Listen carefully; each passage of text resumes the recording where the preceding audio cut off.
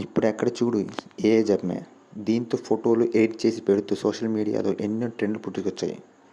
తాజాగా అలా వచ్చిందే Google Gemini nano banana AI technology. మన ఫోటోని అప్లోడ్ చేస్తే చాలు చీర కట్టుకొని అందంగా సిద్ధమైనట్లుగా తీర్చిదిద్దేస్తుంది.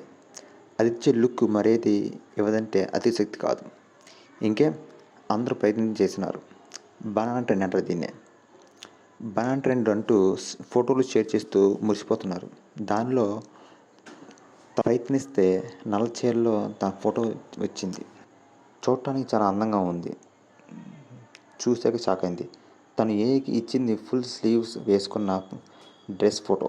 ఇక్కడ చూపిస్తాను స్క్రీన్ మీద చూడండి ఫ్రెండ్స్. అక్కడ వచ్చిందేమో స్లీవ్లెస్ బ్లౌజులు ఉన్నది. సమస్య ఇక్కడే స్లీవ్ గురించి కాదు. ఆ అమ్మాయికి చేతి మీద పుట్టుమచ్చ ఉంది. అది రూపొందించిన ఫోటోలో స్పష్టంగా కనిపిస్తోంది. నేను ఇచ్చిన ఫోటోలో పుట్టుమచ్చ కనిపించట్లేదు. అలాంటప్పుడు జెమినీ ఏఐకి దాని సంగతి ఎలా తెలిసింది అంటే సరదాగా ట్రెండ్ అనుకుంటున్నాం. కానీ తెలియకుండానే మనం సమాచారం అంతా వెబ్సైట్లోకి అప్పగిస్తున్నట్లేగా. ఎంత ప్రమాదం అంటూ జలక్ తన అనుభవాన్ని ఇన్స్టాగ్రామ్లో రాసుకొచ్చింది. ఏ ప్లాట్ఫామ్లో ఫోటోలు సమాచారం డేటా సంబంధించి ఇచ్చేటప్పుడు గమనించుకోకండి. గుడ్డిగా అడిగిందల్లా ఇస్తూ వెళ్ళకండి అంటూ హితవు పలుకుతుంది. మనం ఇచ్చేది ఒక ఫోటోనే, కానీ మనం వదిలిన ఆ డిజిటల్ ప్రింట్తో మన సమాచారం మొత్తాన్ని నెట్టింట వెలికి తీస్తోంది. దీంతో డబ్బులు పోగొట్టుకున్నవారు లేకపోలేదు. కాబట్టి ట్రెండ్ మోజులో మోసపోకండి. అయినా మన దగ్గర లేని చీరలా అంతగా కావాలంటే నిజంగానే చీర కట్టుకుని ఫోటో తీసుకోవడం మేలు కదా. ఏమంటారు ఫ్రెండ్స్? వైరల్గా మారిన ఈ ట్రెండ్ను సైబర్ నేరగాళ్లు వదలట్లేదు. నానో బనానా పేరుతో నకిలీ వెబ్సైట్లు, యాప్లను విస్తృతంగా ప్రచారం చేస్తూ డబ్బు కొట్టేస్తున్నారు.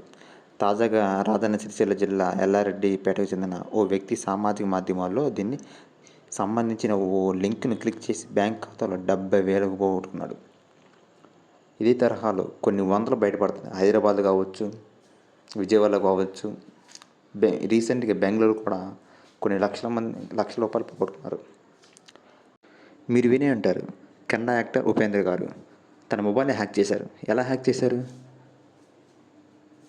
హ్యాక్ చేశారంటే ఇలాంటి టెక్నాలజీ వాడటం వల్లే. టెక్నాలజీ వాడటం ఇవి తప్పలేదు, కాకపోతే మనం ఇచ్చే డేటా వల్ల చాలా డేంజర్ ఇది. అందుకని మీ ముందుగా నేను తెలియజేసిందంటే టెక్నాలజీ వాడటం తప్పులేదు, కాకపోతే ఆ టెక్నాలజీ వాడేప్పుడు ఆ డేటా చాలా ఇంపార్టెంట్. డేటా ఎప్పుడు కూడా మీది ప్రైవసీది అది సుప్రీంకోర్టుకు తీర్పిచ్చింది. డేటా ఎక్కడ వాడుతున్నాం, ఎందుకు వాడుతున్నాం, ఎలా వాడుతున్నాం ప్రతిదీ మీరు తెలియాలి, మీరు తెలుసుకోవాలి. అండ్ ఆ డేటా వల్ల మిస్యూజ్ అయ్యే ఛాన్సెస్ ఎక్కువ ఉన్నాయి. ఇప్పటికైనా మేల్కోండి. ఆ ట్రెండ్ మాయలు పడి మీరు మీ కుటుంబ సభ్యులకు ఇలాంటి సంఘటనలు జరగకుండా ఉందే మేల్కోండి.